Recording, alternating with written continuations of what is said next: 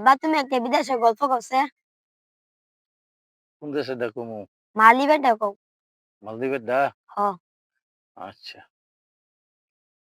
মালদ্বীপ একটা ঘটনা কই সেটা হইলো আমি যখন মালদ্বীপ ছিলাম, ওইখানের একটা আইন কানুন দেখলাম বিশাল একটা ভালো একটা আইন।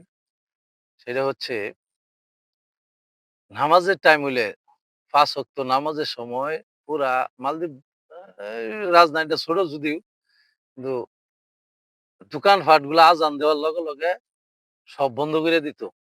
একটা লোকও কোন দোকানপাট একদম বন্ধ কইরা দিয়া তারা সবাই নামাজে যাইতো এবং এই নিয়মটা চালু আছে যে আজান দেওয়ার সাথে সাথে বন্ধ করে দিন লাগবো দোকান। ওই দেশের সরকারের আইন।